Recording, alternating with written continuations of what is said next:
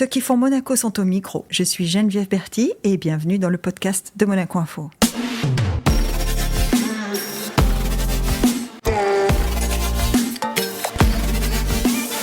Notre invitée du jour a toujours été proche des partitions. Musicienne de formation, aujourd'hui directrice de l'Académie Régnier III, elle met la pédagogie et la transmission au cœur de sa passion.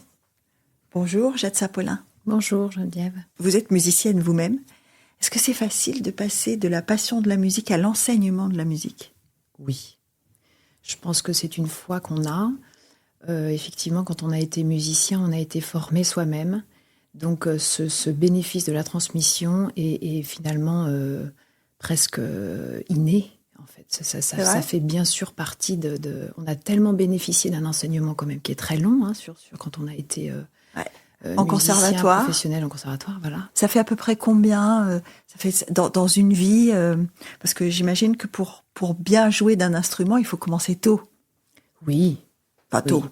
Jeune. Oui. Jeune.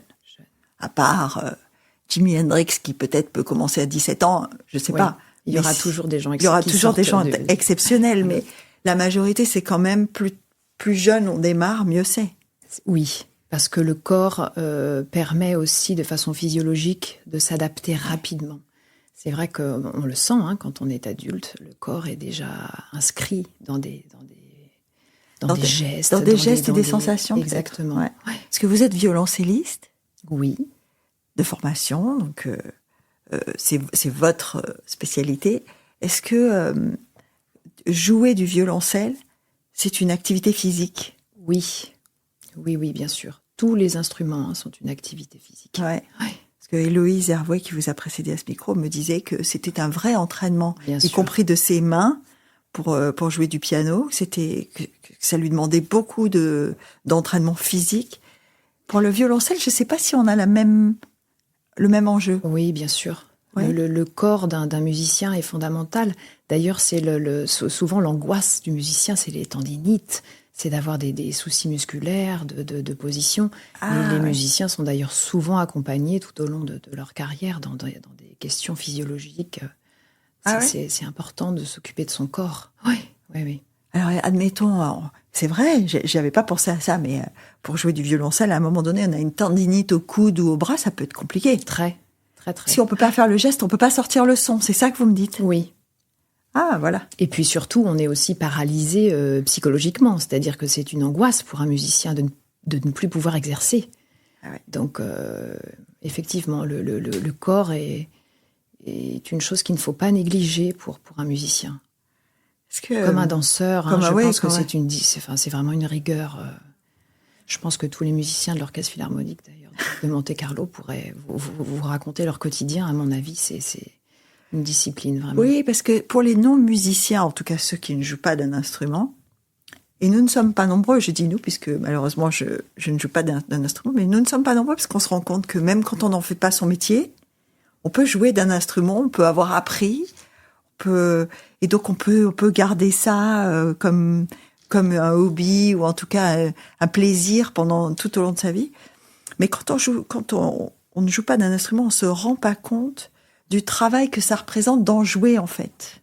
C'est-à-dire que pour bien jouer une partition, il faut la répéter, et ça prend beaucoup de temps en fait. Bien sûr.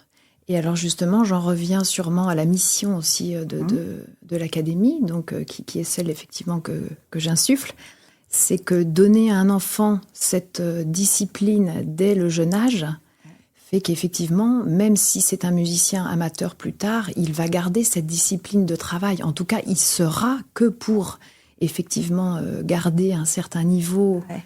Il sera obligé lui-même de se remettre à travailler spontanément et seul. En fait, un musicien est son propre patron tous les jours. C'est de l'entraînement ? Oui. C'est quoi ? C'est comme de la gymnastique, quoi. Oui, exactement. Et moi-même, qui donc effectivement aujourd'hui suis très occupée par d'autres tâches que le violoncelle à proprement parler, je dois garder cette discipline pour arriver à continuer à jouer de mon instrument. Alors, il faut en jouer régulièrement. Oui. Et quand vous dites insuffler une discipline à des jeunes enfants, est-ce que ça a une connotation un petit peu rigoureuse ? Comment on fait pour éveiller le plaisir de ces enfants, parce qu'il faut quand même leur donner du plaisir. Comment on fait dans un enseignement comme ça? Alors, en tout cas, de ce que j'ai souvent vu dans les rencontres, l'enfant choisit évidemment un timbre et un instrument qui lui plaît, mais aussi l'enseignant. C'est-à-dire que le professeur qui insuffle cette dynamique dans l'échange avec un instrument, accordéon, hautbois, trompette, etc., l'enfant va être aussi sensible à la personnalité de l'enseignant. Donc, je pense qu'il y a vraiment ces deux choses qui sont fondamentales dans la rencontre. Il y a la voix, peut-être, le regard, l'échange humain et aussi le timbre de l'instrument choisi. Ouais, Parce que parfois, on est très étonné d'un enfant de 7 ans qui va choisir le basson, par exemple. On peut imaginer que c'est un instrument quand même niche, ce que j'appelle. Et oui, il y a toutes ces choses qui rentrent en compte dans la rencontre, je pense. Quand vous dites le timbre, c'est...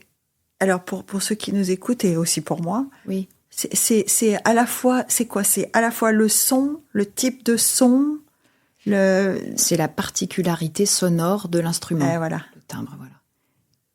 Effectivement. Évidemment, quand vous prenez cet exemple du basson, on peut s'étonner, mais ça résonne, ça fait vibrer quelque chose dans la personne qui le choisit. Voilà.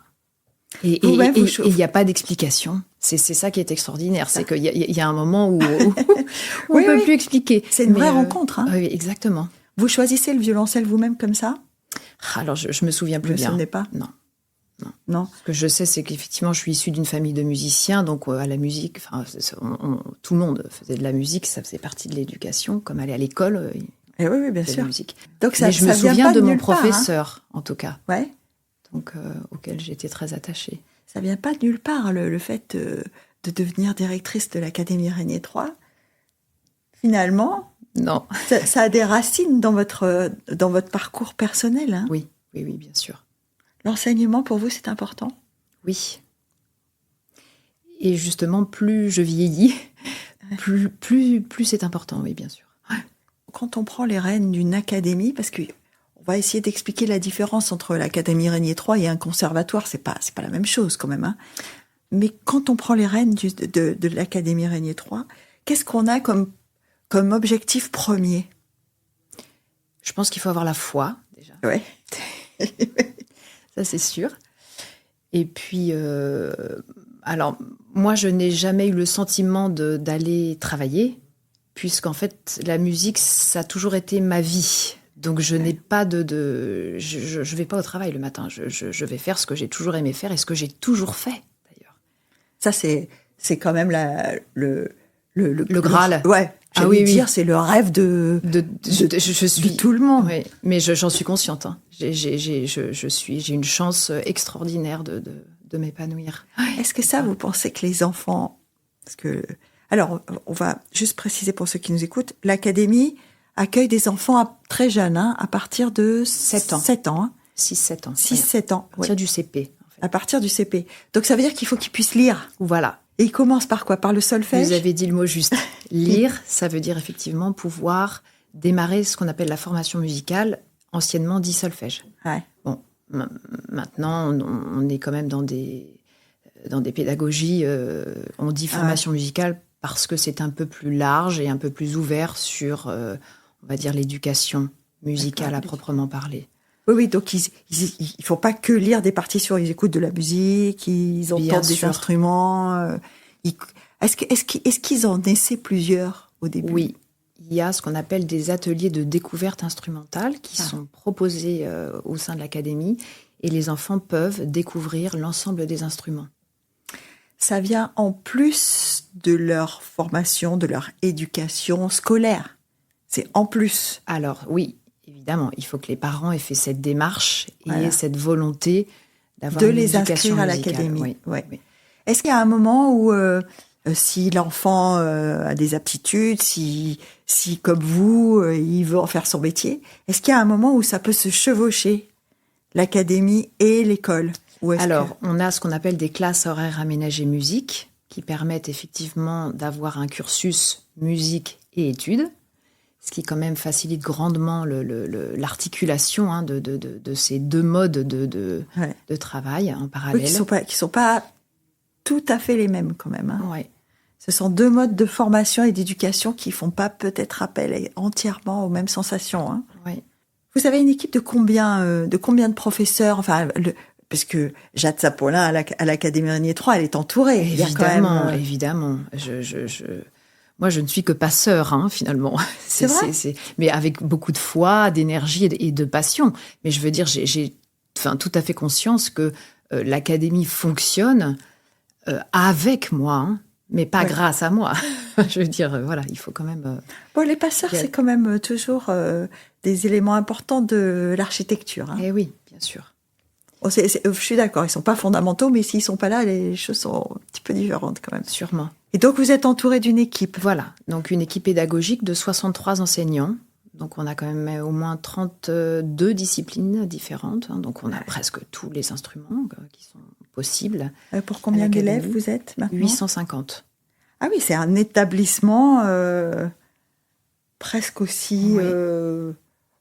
Et une équipe administrative qui m'entoure donc directement, où on est 25 autour de moi. Donc, effectivement, je suis quand même très épaulée. Non, mais tout ça, ça fait... c'est comme un petit orchestre. Hein. Oui, oui, oui. C'est une grosse équipe. Oui, c'est-à-dire qu'il y a une part, comme vous dites, d'échange humain, parce que je pense que le travail, ça démarre d'abord de l'échange humain. Et effectivement, à arriver à collaborer tous les jours, voilà, avec parfois des urgences, avec parfois des projets un peu fous, parfois avec des choses plus terre à terre. Voilà, le rythme est très varié, en tout cas, ça c'est sûr. Est-ce que juste avant de démarrer cette conversation, vous me disiez que c'est une responsabilité? Est-ce que, oui. Est-ce que la responsabilité est un poids? Non, c'est une vigilance, je dirais. Ouais. Une vigilance constante. C'est vrai que ça me quitte jamais. Il y a quand même des enfants mineurs à l'académie, beaucoup. Donc on a la responsabilité des enfants au sein de l'académie. Donc oui, c'est une veille. C'est une veille. Ouais. Est-ce que... alors j'imagine hein, qu'un enfant qui poursuit sa formation et qui choisit la musique, par exemple, comme carrière ou comme c'est une satisfaction. Mais oui. Est-ce qu'il y a des moments où vous avez aussi des déceptions? Des enfants qui s'arrêtent ou des enfants qui réussissent moins ou... Jamais vraiment comme ça. C'est-à-dire que je pense que, évidemment, qu'on souhaite arriver à former des musiciens professionnels, mais quand même la majorité seront des musiciens amateurs, et on le sait. Mais peu importe finalement ce qui a été important pour nous, et je pense toute l'équipe pédagogique et administrative qui m'entoure ont, j'espère, le même sentiment que moi, parce que j'essaie de leur faire passer ça tous les jours, c'est que finalement on leur apporte cette culture et cette éducation artistique. Ouais. Qu'ils garderont à vie, parce que c'est vrai que quand on apprend à lire les notes, vous connaîtrez les notes toute votre vie. Ouais. La culture du patrimoine artistique, musical, d'avoir appris la vie d'un compositeur, d'avoir écouté des musiques très différentes, est une richesse, bien sûr. Donc c'est ces enfants-là qui seront demain dans notre société et à qui, évidemment, qu'on a envie d'apporter ce bagage. Et aussi, surtout, remplir les salles de concert futures. Parce qu'évidemment, ouais. Ce public est important à former parce que, bon, peut-être on en parlera, mais toute l'approche de la musique contemporaine, ouais. Si vous n'en avez pas écouté jeune, si on ne vous a pas ouvert les oreilles à des choses très différentes, comme on regarde un tableau, comme on regarde... c'est plus difficile, adulte. C'est sûr que c'est plus difficile. Alors, c'est déjà difficile de dépasser le stade, et je parle en connaissance de cause, de dépasser le stade de j'aime pas. Oui. C'est un peu comme toutes les formes d'art. Hein. C'est déjà très compliqué de dépasser le stade j'aime pas. Parce que il y a cette dimension qui fait que pourquoi j'écoute cette musique qui ne me plaît pas. Et ça, c'est vrai que c'est une éducation à l'oreille, en fait. C'est une nécessité de comprendre ce qui se passe. Alors, effectivement, c'est très juste ce que vous dites. L'intérêt aussi, c'est que peut-être cette pièce de musique contemporaine que les enfants vont travailler au début vont dire « je n'aime pas », c'est exactement ça. Mais à force de la travailler, de la comprendre, de l'analyser, d'avoir fait des recherches, d'avoir compris qui était la vie du compositeur, à quelle période il était, c'est-à-dire effectivement quel courant il était aussi au moment de l'écriture de sa pièce, permet à l'enfant peut-être de finir au bout d'un mois ou deux en disant mais finalement j'aime jouer cette pièce. Oui, et une fois qu'on est arrivé à faire ce travail-là, eh ben c'est gagné. Oui, c'est gagné parce que ça, c'est comme si on traduisait un peu. Exactement. C'est comme si on traduisait ce qu'a voulu dire le compositeur. On traduisait ce qui est en train de se passer. J'ai lu quelque part que vous avez notamment contribué à l'organisation de plusieurs événements, puisque il y a l'enseignement et puis il y a ce que moi j'appelle la médiation, c'est rendre accessible ce qu'on fait. Et notamment, vous avez organisé ou contribué à organiser les journées Ravel. Je pense à ça parce que je vous écoute. Il y a des pièces de Ravel, notamment, que tout le monde connaît. Alors, le boléro, tout le monde se dit. Et puis, il y a des pièces de Ravel qui sont plus difficiles. Et encore, pour moi, c'est de la musique classique, Ravel. C'est vrai? Oui. Ah oui, bien sûr. Mais oui, alors effectivement, ce festival des Journées Ravel était un festival organisé au cœur de la ville de Montfort-l'Amaury, où a vécu Ravel. D'ailleurs, on peut visiter sa maison là-bas. Et ce festival, effectivement, a à cœur de pouvoir mettre Maurice Ravel à l'honneur. Vous dites Ravel, c'est de la musique classique. Alors, qu'est-ce que ce serait, pour vous, du vrai moderne? Est-ce que vous connaissez Patrice Shortino, mon grand-père, qui a écrit de la musique contemporaine? Alors non, pas lui. Mais moi, j'avais d'autres... Ou Bruno Mantovani, justement, qui dirige le Festival du Printemps des Arts. Oui. Des compositeurs vivants. Carole Beffa, par exemple, aussi, on peut parler de tous ces compositeurs. Vous étudiez du Mantovani à l'Académie? On peut, bien sûr. Est-ce qu'il y a une différence entre étudier un compositeur vivant et étudier un compositeur qui n'est plus? C'est une question très intéressante. Je pense que l'approche qu'on peut avoir pédagogique avec les enfants, leur présenter un compositeur vivant, oui, là, ça peut avoir peut-être un impact assez fort. Alors, c'est ce qu'on fait avec la Fondation Prince-Pierre. C'est-à-dire que le coup de cœur des jeunes mélomanes qu'on organise une fois par an, effectivement, les élèves votent pour des pièces. Ils vont choisir un compositeur qu'ils préfèrent. Et là, avec la Fondation Prince-Pierre, on essaye effectivement que les compositeurs viennent à l'Académie pour que les élèves se rencontrent. Et ça, c'est magique. Oui. Et on est surpris par les questions des enfants? Toujours. Oui, il y a cette fraîcheur et cette spontanéité qui est... et d'ailleurs, qui est souvent très juste. Ah oui? Oui. Moi, je me souviens de mon grand-père qui disait toujours, et je le rejoins, c'est qu'il ne faut pas prendre du tout les enfants pour ni pour des imbéciles, ni pour des enfants qui ne savent pas. Ils savent déjà tout presque, en fait. Et à nous de les accompagner dans ce qu'on appelle la culture et la connaissance. Oui, en fait, le façonnage de ce savoir, en fait. Mais leurs réactions spontanées et leurs questions sont tellement justes et vraies, souvent. C'est incroyable, hein. C'est incroyable de penser que sans apprentissage, la sensibilité humaine a déjà la réaction. Ouais. Est-ce qu'il y a eu un moment où vous vous êtes dit « j'aimerais passer de l'autre côté. J'aimerais, je suis musicienne, j'aimerais l'enseigner ». Est-ce qu'il y a eu ce moment-là? Oui.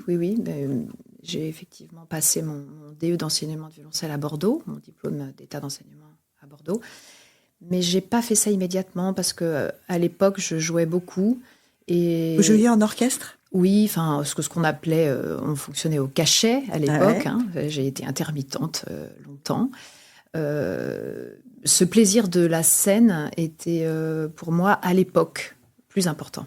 Ouais. J'étais pas prête encore, j'avais pas maturé, je pense encore cette notion de transmission. Ça vient petit à petit? Je pense. Après, je veux comme revenir sur le fait que moi, je ne transmets pas. J'aide l'équipe pédagogique à transmettre au mieux. Évidemment que je partage des choses avec eux, qu'on échange sur des idées pédagogiques, on se met d'accord sur des réflexions, sur les parcours, par où on doit aller, etc. Mais c'est pas moi qui, au quotidien, enseigne. Hein. Oui, mais c'était un peu le sens de ma question. Pour diriger l'académie, est-ce qu'on a besoin d'être enseignant soi-même, d'avoir cette fibre, ou est-ce qu'on peut Non, je pense pas. Je pense qu'il faut quand même avoir, comme je vous disais, la foi, l'envie d'accompagner cette jeunesse vers le bénéfice d'une éducation musicale. Ça, c'est sûr. Oui, oui. Voilà. C'est pas de la pédagogie qu'on exerce, mais c'est de la pédagogie qu'on comprend. Voilà. Et dont on a envie de faire quelque chose aussi. Alors justement, parlons des projets de l'académie. Oui. Parlons du projet de l'équipe. Est-ce que quand vous prenez les rênes, c'est en 2020, je crois. Hein, exactement. Oui. En 2020, donc on est déjà à 5 ans et demi, 6 ans de parcours. Est-ce que vous avez déjà mis en place des projets et est-ce qu'il y en a qui arrivent? Alors, oui, j'ai mis des choses. Alors, en place, j'ai pas mis des choses ensemble seule, hein, bien sûr. Hein. C'est un travail d'équipe, accompagné aussi par la mairie, je dois le dire. Hein. C'est quand même aussi très important. Oui, parce que c'est vrai que l'Académie Régnier III est sous l'égide de la mairie. Voilà. Hein. Et effectivement, c'est aussi très important et un soutien conséquent. Hein. Alors, la mairie vous donne du budget? En fait, on dépend de la mairie. Administrativement de la mairie, donc, effectivement, ma hiérarchie aussi est la mairie. Donc, effectivement, moi, j'impulse des choses, mais qui doivent être partagées par l'équipe pédagogique et partagées aussi par l'ensemble des membres de la mairie, bien sûr. Voilà. Donc, rapidement, hein, on a élaboré un cursus pour le chœur d'enfant, dont vous avez sans doute entendu parler, où on a élaboré un peu, on a ouvert aux claquettes, c'est-à-dire qu'effectivement, les enfants chantent, ont cette formation musicale spécifique chanteur, mais on a rajouté cette esthétique des claquettes, parce que on en revient à notre début, le corps, c'est très important. Le corps, c'est très important, ouais. Voilà. Il faut arriver à bouger avec une certaine rythmique. Et les claquettes rassemblent ces qualités. Alors, c'est beaucoup de coordination, c'est beaucoup de sensibilité au rythme, comme vous disiez. Est-ce que ça leur plaît? Oui. Est-ce qu'il y a des... Oui, oui. Parce que c'est très ludique, en fait, les claquettes. Oui. Mais c'est dangereux aussi, parce qu'il nous est arrivé qu'il y ait des élèves qui nous demandent de faire que claquettes, tellement ils ont apprécié. Et oui, alors que ça fait quand même partie d'un cursus. Oui, c'est pas une école de claquettes. Voilà. C'est un plus magnifique, mais dont on bénéficie à l'intérieur quand même, où on n'oublie jamais, le cœur de la mission, au début, était musical. Et oui. Dans ce cœur d'enfant. Voilà. Bon, on imagine quand même que pour faire des claquettes, il faut avoir une oreille musicale. Bien sûr. Oui, ça aussi. aide à tous les niveaux. Alors, à part ça... Ensuite, effectivement, moi, j'avais à cœur de faire rentrer des artistes en résidence, hein, c'est-à-dire faire rentrer le spectacle vivant dans l'académie. Ça, je pense que c'est une richesse aussi qui est forte. Donc, on a eu Shani Deluca, qui a été là pendant 3 ans, cette merveilleuse pianiste, qui a été effectivement formée jeune dans les classes horaires aménagées musique, et qui a effectivement une carrière extraordinaire et qui a pu venir chez nous 3 ans. Et l'année prochaine, on accueillera Geneviève Laurenceau, qui est violoniste. Donc, nous changeons de discipline. Mais ça, c'est important, parce que ça apporte une richesse supplémentaire à l'intérieur du corps pédagogique aussi. Oui, parce que quand on dit c'est des artistes en résidence, alors ils enseignent pas, eux. Qu'est-ce qu'ils font? Ils échangent, ils font des masterclass? Oui, en fait, vous pouvez le penser comme ça, masterclass. Ils viennent 1 fois par mois, et donc ils travaillent avec des grands élèves qu'ils ont fait venir. D'accord. Donc ça veut dire que nous, on a aussi un pôle d'élèves supérieurs qui viennent travailler et qui sont évidemment moteurs pour nos jeunes, hein, parce que le niveau étant tellement fort. Oui, tout ça est une dynamique, oui. Exactement. Oui, on a besoin de locomotives. Hein. Oui, c'est ça.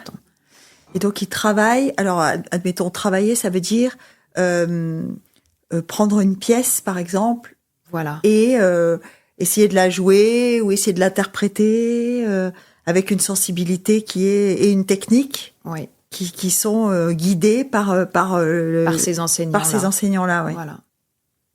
On pourrait dire concertistes, même, ces concertistes-là. Oui, c'est concertiste. Ouais. C'est presque... c'est presque comme un coach. Ils disent où Exactement. poser la main, ils disent... Oui, alors c'est vrai qu'à ce niveau-là, les élèves sont déjà très avancés. Et j'ai envie Ouais. de dire que la richesse qu'apporte cet enseignement est encore d'une dimension bien plus loin que tous les diplômes qu'ils ont déjà. Hein. Euh, moi, j'ai écouté des cours de Shiny où elle parle de littérature sur une pièce, par exemple. Vous voyez, donc on dépasse l'activité musicale. On cherche avec l'esprit à essayer de faire On fait de la souvent musique. de la musique et des lectures de poèmes, notamment dans le même spectacle ou dans le même moment. Et la lecture et la musique se répondent. Hein. Tout à fait.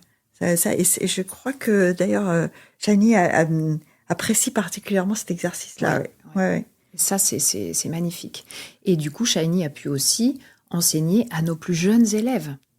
Donc ça, c'est extraordinaire qu'un enfant de 10 ans puisse aller jouer son petit morceau de quelques minutes à Shiny. Voilà, ça, c'était vraiment... c'est un bénéfice fort. Est-ce que j'imagine que la musique, c'est quand même un monde. C'est que dans l'académie, il y a un monde qui se crée. C'est une petite ruche, je dis souvent, moi. Il y a une dynamique particulière. Oui, parce que je pense qu'on n'a jamais fini de savoir. On n'a jamais fini de s'enrichir, on n'a jamais fini d'étudier, on n'a jamais fini de... Donc on est en perpétuelle recherche, question. Quand vous dites on est en perpétuelle recherche en question, est-ce que d'un interprète à l'autre, un morceau peut être différent? Oui. Et ni l'un ni l'autre n'a raison, finalement. Mais c'est la complexité de la pédagogie. Hein, pour revenir à ça, c'est que on peut pas avoir une seule pédagogie. C'est-à-dire que les individus sont tellement différents. C'est-à-dire qu'il faut que l'équipe pédagogique se move à chacun des enfants qu'ils ont en face d'eux. Hein. J'imagine une classe de violoncelle, par exemple. Ouais. Il y a peut-être 3 ou 4 ou 5 jeunes violoncellistes. Alors, on peut pas leur enseigner à tous de la même manière, si? Chaque élève a sa particularité, donc l'enseignant, s'adapte en fonction de la personnalité qu'il a en face. Ouais. C'est pour ça, je vous dis, c'est toujours une recherche de comment faire passer l'information. Alors, vous qui travaillez dans la communication, c'est très juste. C'est une traduction perpétuelle, Voilà. Ouais, on dit toujours la communication, c'est de la traduction. Hein, c'est le mettre à la portée de celui qui vous écoute. Et oui, mais on est tellement tous différents, comment chacun reçoit le message. C'est un enjeu. Tout à fait. C'est un enjeu. Est-ce que vous faites des... C'est pour ça que moi, j'ai toujours essayé Enfin, je crois que l'équipe pédagogique l'a entendu, ça. Un enfant qui, à un moment dans son parcours, a une question ou un souci, ou se sent... je tiens vraiment à essayer d'adapter, même si on a des cursus, on essaye d'adapter, c'est-à-dire trouver des solutions pour pouvoir... Ça veut dire qu'il y a une place pour la conversation, en tout cas, en dehors des cours. Bien sûr. Il y a des élèves qui... Je reçois beaucoup de familles. Hein. Oui. Qui demandent, qui ont des questions. Oui. Il est arrivé, alors effectivement, on parle de musique, mais on a aussi un département de jazz et musiques actuelles, de faire des passerelles aussi entre effectivement la musique dite classique, hein, parce que ça veut plus dire grand-chose aujourd'hui, mais et passer effectivement des enfants musiciens dans une autre esthétique, afin qu'ils retrouvent un épanouissement. Parfois, ça fonctionne, plutôt que d'abandonner, vous voyez. Donc, il faut vraiment chercher à... moi, je me dis, tant qu'il reste à l'académie, qu'il continue la musique, peu importe le chemin, c'est quand même notre mission, voilà. Oui. Le plus dur, vous me posiez la question tout à l'heure, peut-être, c'est si je reçois des familles qui me disent on s'arrête. Là, je me dis j'ai échoué. Ça peut arriver quand même. Bien sûr. Qu'est-ce qui peut motiver ça? C'est un manque de temps, un manque d'aptitude, un manque d'envie, un manque de... Ça peut, non? Oui, bien sûr, ça arrive à tout le monde. Hein. Oui. À nous aussi, les premiers. Surtout, je pense que les générations qui viennent, là, font beaucoup de choses aussi. C'est ça. On est dans un monde où il faut sauvegarder la place de la musique. Hein, oui. Alors c'est paradoxal, hein, parce que avec les outils technologiques aujourd'hui, la musique n'a jamais été aussi accessible, hein, parce que on a tous Spotify, Deezer, enfin bon, c'est quand même assez simple. Si on veut écouter de la musique, avant il fallait avoir un pick-up ou voilà.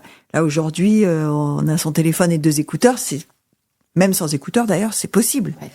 Mais paradoxalement, la musique a peut-être un enjeu d'exister dans nos vies d'une autre manière que passivement, en fait. Ouais. Parce que la difficulté dans l'apprentissage musical, c'est que c'est pas comme un téléphone où vous appuyez, ça marche. C'est-à-dire qu'il y a évidemment ce qu'on appelait anciennement, presque le fait de travailler du côté un peu, je dirais, laborieux. C'est-à-dire que vous avez le bénéfice d'un travail peut-être 1 an ou 2 ans après le début d'une pratique instrumentale, mais il faut avoir c'est pas de la magie. Hein. Il faut en avoir fait tous les jours 10 minutes plutôt qu'1 heure le dimanche. Enfin, oui, il y a effectivement... Et ça, c'est exactement l'inverse de ce qui se passe dans nos sociétés aujourd'hui. D'où le fait que, effectivement, ce soit délicat comme approche. Ouais, c'est délicat, mais c'est peut-être ça, la responsabilité dont vous parliez, c'est trouver la façon de les garder. Oui. Alors, il y a une façon qui fonctionne bien aussi, c'est les projets. C'est-à-dire que tous les concerts qu'on propose, les concerts que vont monter les professeurs, les projets quand on reçoit, là, on a reçu par exemple une masterclass de musique cubaine. On a pris 150 enfants pour chanter sur ces rythmes-là. Voilà, là, quand ils sont insérés dans un projet, ils en oublient même finalement qu'ils font de la formation musicale. Ils sont complètement oubliés. Mais en fait, oui, ils en font. Donc ça, c'est dynamique, en fait. Ouais. Mais on peut pas faire que ça non plus. C'est-à-dire qu'il y a bien un moment où aussi il faut travailler au sens propre du terme. Ouais, ça ressemble au métier d'acteur, ça ressemble à la gymnastique. Je disais la gymnastique parce que on avait Marine Moyer derrière ce micro aussi qui nous expliquait que pour faire un tour à la poutre aux Jeux Olympiques, il faut l'avoir fait 250, 300, 400 fois. Parce qu'il y a aussi, alors est-ce que ça dans la musique c'est la même chose? Il y a aussi, elle disait, en compétition, je ne produis jamais un exercice que je ne maîtrise pas. Est-ce que quand on monte sur scène pour jouer une pièce, on ne peut jouer que ce qu'on sait vraiment très bien jouer? Alors, oui, effectivement, à l'académie, c'est le cas. Après, on a aussi donc ce département jazz et musiques actuelles où là, vous pouvez improviser, ce qu'on appelle. Bon, ça s'apprend aussi, mais... Bon, l'improvisation, j'ai comme l'impression que c'est plus difficile encore. Ça semble plus facile, mais ça demande plus de technique, en fait, pour que l'improvisation ait du sens. Non? Ah oui, et puis un esprit de création, forcément, puisque à chaque fois que vous montez sur scène pour improviser, c'est une autre histoire que le musicien va raconter. Donc il y a ce phénomène de création. Ouais. Ça s'apprend, la création? C'est une question piège. C'est dur. Hein. C'est dur. Mais regardez les peintres. Il y a une culture qui doit faire partie du créateur, mais après, ce qu'il crée, non, je crois pas finalement. Ça s'apprend pas. Non. C'est de l'ordre de l'impalpable, hein, ce qui se passe entre le moment où j'utilise une technique pour exprimer ce que je veux. C'est un peu de l'ordre. Est-ce qu'il y a une place dans l'académie, avant d'arriver à ce niveau-là, est-ce qu'il y a une place pour la création? Est-ce qu'il y a des petits qui créent? Oui, bien sûr. Oui. C'est formidable, ça, non? D'ailleurs, l'épreuve en formation musicale, dit solfège, qu'on critique tellement, c'est dommage, parce que je veux dire, Et oui, on fait quand même des choses qui sont... Oui, mais Jade, il y a cette perception que le solfège, c'est difficile. Et oui, mais pourtant, quand un enfant apprend à lire, les parents n'ont pas ce phénomène de négativité. La formation musicale, c'est la grammaire de la musique. Comme l'enfant au CP va apprendre à lire, le parent est tellement content qu'il puisse savoir lire. Et il faudrait avoir cette même notion-là. Mais peut-être que c'est parce qu'il y a cette image, et on disait tout à l'heure, on est dans une société où les choses doivent aller vite, la patience, c'est quand même pas la caractéristique première de la société dans laquelle nous vivons. Il y a aussi cette image de je vais faire de la musique, je vais jouer de la musique. Donc demain matin, après 3 cours, je vais pouvoir pianoter un truc. Ben non. Et il faut apprendre à lire avant. Et c'est pareil. Ouais. Ça. Oui, c'est comme si on disait aux enfants, tu vas écrire un livre demain matin. Bah voilà, non, sans savoir lire, sans avoir appris. C'est pas possible. Oui. Il y a vraiment 3 choses qui sont indispensables dans l'éducation musicale. C'est effectivement la partie formation musicale, le cours, bien sûr, avec le professeur, et aussi la pratique collective, qui passe par le chant choral ou l'orchestre ou la musique de chambre. Oui, parce que la musique, c'est pas seul. Bien sûr, on travaille beaucoup seul, mais pour être ensemble ensuite. Oui. Oui. Ce qui est formidable d'ailleurs, parce que quand on voit l'orchestre de l'Académie, l'orchestre des jeunes, les étudiants sont rayonnants. Ouais. Parce que tout d'un coup, ils ont plaisir à être ensemble. Oui, puis c'est une entreprise collective, en fait. C'est une aventure. Oui. Et justement, ça apprend beaucoup. Ouais. Parce que j'espère que ce musicien-là qui a appris sa place dans l'orchestre, quelle place il aura dans la société dans laquelle il travaillera ensuite. Ça, vous voyez que finalement, là, on parle même plus de musique. C'est vraiment l'éducation, quoi. Ouais. Et j'espère, et voilà, j'espère, c'est pour ça que chaque enfant, même s'il n'est pas musicien et qu'il traverse ces quelques années à l'académie, lui seront bénéfiques. Ouais, c'est des traces qui doivent, c'est des traces qui doivent rester. Ouais. Et on parlait tout à l'heure de scène. Alors l'académie donne des concerts. Oui. Enfin, les jeunes musiciens de l'académie se produisent. Oui, très régulièrement. Justement, c'est moteur. C'est les enseignants. Il y a une relation entre la scène, enfin ce qu'on appelle la scène. Oui. La scène et la vocation. Est-ce que ça peut être un moteur, le fait de dire je vais me produire? Il y a une fierté quand même. Il y a trac aussi beaucoup, bien sûr. Oui. Mais c'est une fierté. On dit les musiciens très traqueurs, c'est vrai? Oui, je pense que dans tous les métiers artistiques, il y a quand même. Même si on connaît la pièce par cœur, on a quand même le trac de la jouer? Je pense qu'ils l'ont toujours. On a toujours envie de bien faire, hein. Et puis c'est pas facile de se positionner devant un public, ça n'est jamais simple. D'ailleurs, le trac de l'orateur, hein, c'est aussi. C'est peut-être là qu'on prend conscience du fait que chacun doit mettre sa pierre à l'édifice. Oui. Si plus vous montez sur scène, plus vous travaillez votre trac. Ça, effectivement, ça se travaille. L'assurance vient. Ouais. Alors justement, cette année, on a donc mis en place les concerts Jeunes Talents. Et donc, on a eu des travaux qui ont été faits. L'auditorium a été refait à neuf de l'Académie. Et on a pu mettre en place 2 fois par mois des scènes ouvertes, donc justement à tous nos jeunes talents de l'Académie. Une fois que les élèves ont bien travaillé avec leurs professeurs, les professeurs décident de les programmer sur ces petits concerts qui durent juste 1 heure, justement, pour qu'on ait encore envie, en sortant, d'en entendre encore. Et donc, ils passent très régulièrement sur scène. Et ça, c'est un vrai travail pédagogique. Là, on travaille et on monte sur scène, accompagné par une accompagnatrice. Enfin, voilà, il y a un vrai travail. Devant un public. Oui, en soliste. Donc, c'est vraiment... ah oui, c'est un enjeu. Un enjeu formidable. Alors ça, c'est bénéfique pour tout le monde. Les professeurs, c'est évidemment important qu'ils aient un but. Les élèves aussi, ça les fait travailler. Les parents écoutent leur enfant quand même, très régulièrement dans l'année, ça aussi. Parce que la composante famille est importante dans une discipline. Que vous soyez sportif, danseur, musicien, peintre, etc. La famille est obligée de contribuer dans l'organisation familiale. Hein. J'en ai tout à fait conscience. Oui, elle contribue et elle a un regard aussi. Oui.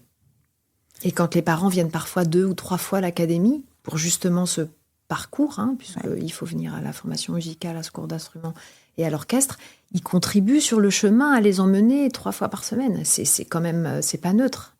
Ça, on en a tout à fait conscience. Ouais, c'est un enjeu familial. Il faut que le professeur, les parents et l'institution soient ensemble pour que ça fonctionne. Et envie. Ça fait beaucoup de paramètres, hein. Oui, mais alors quel bonheur ensuite. Enfin, on voit sur les visages des parents, des enfants, quand ça fonctionne. C'est irremplaçable, ce bonheur. Oui, parce que finalement.